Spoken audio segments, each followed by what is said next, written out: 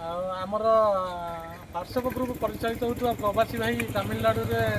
सदस्य मैंने 2000 प्राय जोड़ी होते आम सागर गतकाली आम राति 9:30 पाखापाखि जानवा जे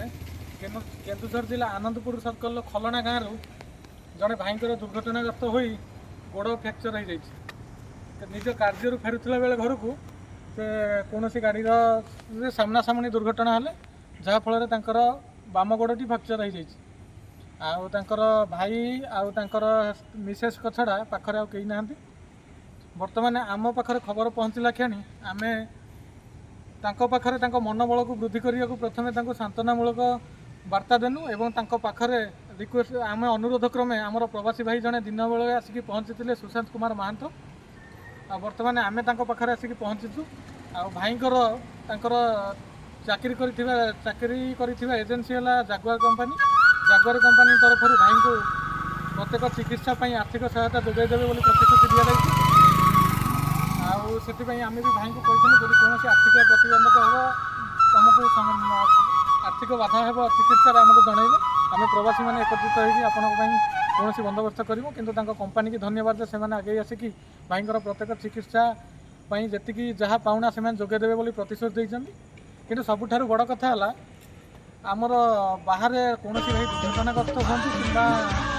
कौन रोग पीड़ित हूँ से मेडिकल को आसला पाखे कौन फैमिली कि बंधुबांधव पाखर थी केवल भाई कि ग्राम साई केवल जड़े व्यक्ति पाखे उपस्थित रोच जहाँफल से एत मात्रा अधर्य हो जाते रोग रोग कि दुर्घटन जी पीड़ित होना मनोबल से ह्रास कर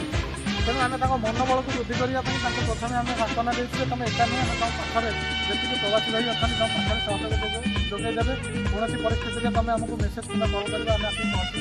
राति प्राय 10टा है भाई पाखे पहुँची भाई को पचार भाईर दुर्घटनाग्रस्त पर मानसिक स्थिति कौ भाया एवं बर्तमान सी कौन फिल कर भाई आपंकर दुर्घटना है भाईर कौ समय कौन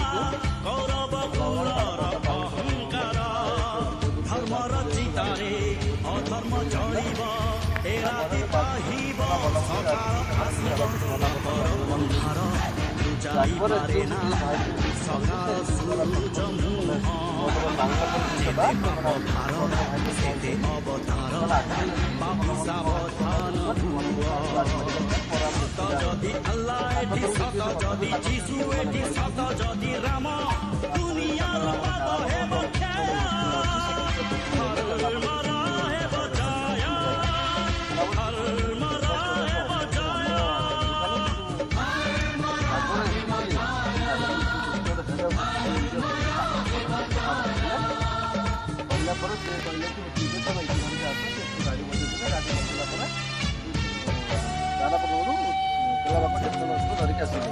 आगे सल्व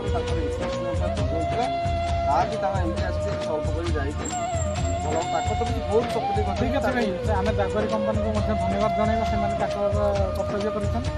मोर मुझे पचारूँ आपन को प्रवासी हिसाब से आप तमिलनाडु रही कौन दुर्घटना कि बड़ रोगर जो पीड़ित होती आपको मेडिकल आस कौ भाई फिल हो जोटा कि आप ओडिशा 1500 किलोमीटर दूर